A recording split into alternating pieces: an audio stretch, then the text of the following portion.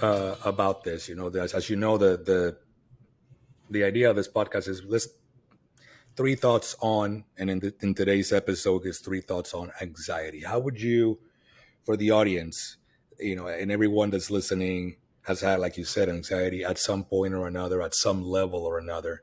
What are three things that they could walk away today with on how to manage or how to deal with or how to get better with anxiety? Yes, yes. So the first one is perception. There could be two people sitting in a room that have gone through the same exact life experiences. They could be twins. Actually, I know a set of twins who've gone through the same exact life experiences. One has severe anxiety, and the other one, YOLO. Life is great. You want to know the difference? It's the perception. It's the way they see themselves in the world. And it's their confidence and their ability that they can handle anything that happens in life. I'll figure it out. Have you ever met people like that? You're probably Yeah, like that. I yeah, think you're yeah, like that. Yeah. yeah. I'm kind of I'll like figure that. it out. Hmm. Yeah, there's tons of resources. What? There's YouTube. I'll look up a YouTube video. I'll ask a friend. It's looking at and identifying and labeling also what your anxiety is. And I'm don't shoot the messenger, but I hate the word anxiety. I mean, it's just it puts us all in a box. It says we can't get out of it, and then now we have a diagnosis. And I'm not a doctor, so I like to preface that. But when it comes to really debunking what anxiety is and changing the perception, pausing for a moment and even writing this down and asking yourself, what emotions are underneath this anxiety? If we could, some people may say anxious that it is an emotion. I want you to act like it's not an emotion for just a moment. Throw it out the window, throw the label out the window, and say, what is actually going on here? Am I scared? Am I upset? Am I overwhelmed? Am I feeling stuck? Am I feeling a little nervous? Do I have some doubt?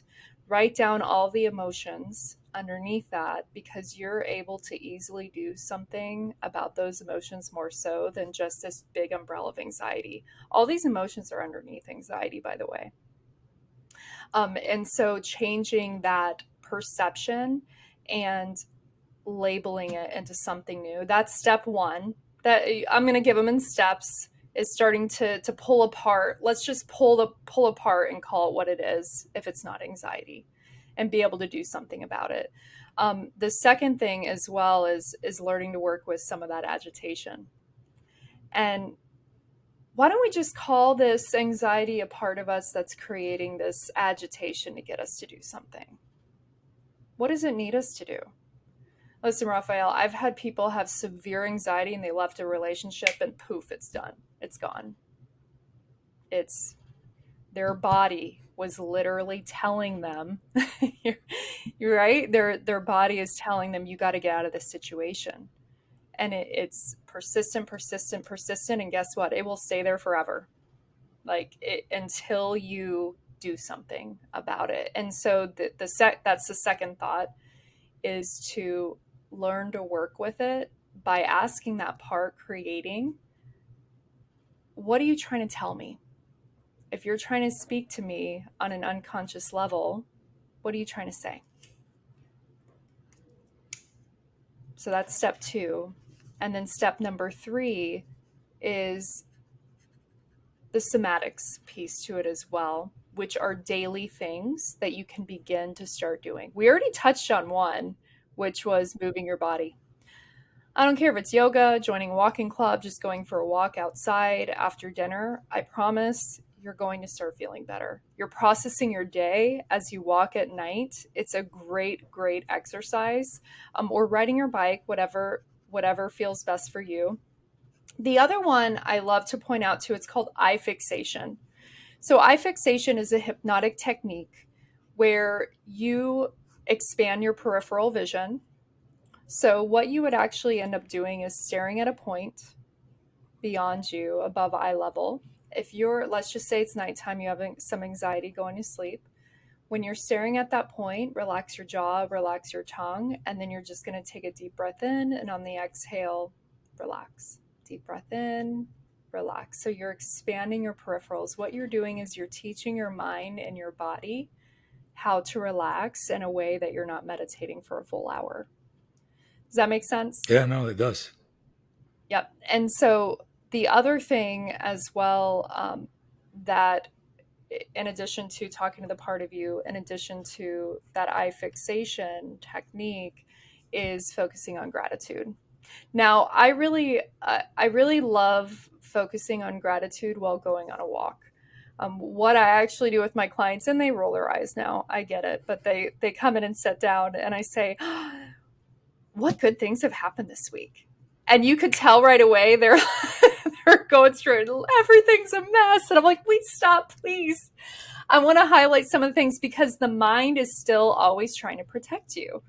It's trying to, and so sometimes, you know what I do sometimes? I'm like, listen, you don't have to protect me right now. I'm cool. Go kick back, have a coffee, go have something.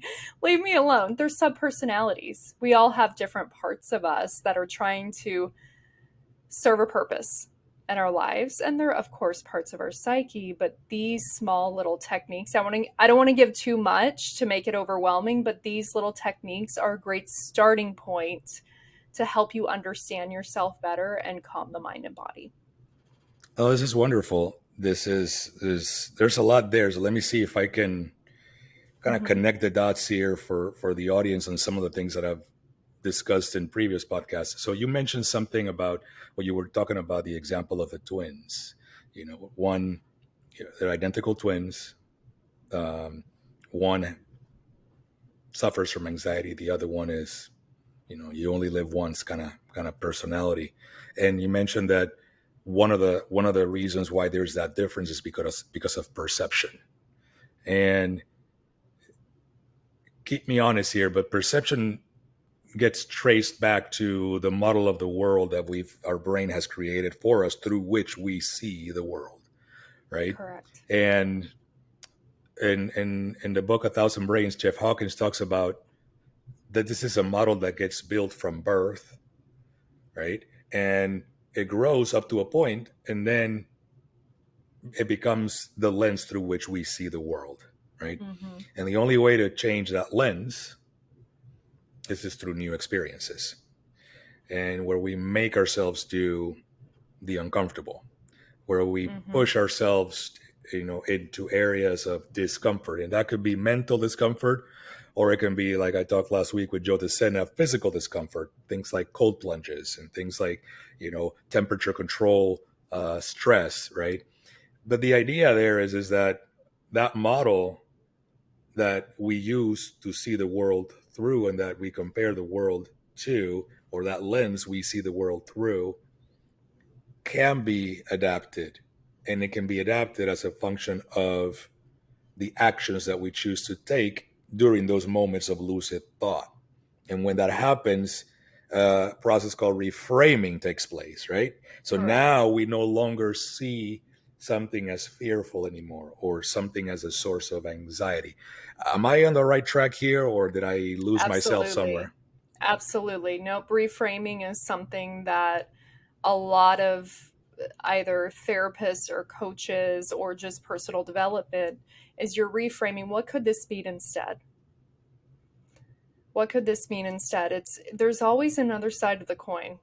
I'm not saying look for a silver lining in the most horrific experiences, which at some point when you reach forgiveness or processing may need to happen, but being able to see through a different model of the world. So, I mean, we could talk forever. I know, Raphael, but when we look at the model of the world, one thing that I say, especially towards maybe people I don't agree with and we have different views, or maybe someone's super angry at a store and they're screaming and they push me. I don't know. Yeah, I'm going to get angry probably, but also my biggest thing is I respect your model of the world. Your model of the world is always going to be different than mine. Your thoughts and experiences are always different than mine. And how can I shift my model of the world to be uh, more solvable for me? How can I make it less problematic? What if I looked at this differently than I needed to look at it? Does this have to mean this? Or could this uncomfortable experience mean that I'm growing? What if my boss denying me a promotion could mean that it's a new opportunity for me to put myself out there for something new? Or what if it could help me look into new resources to become a master negotiator in the future? So there's always these different types of ways of opening up to looking at it and changing that perception. I mean, that in itself could make anxiety disappear.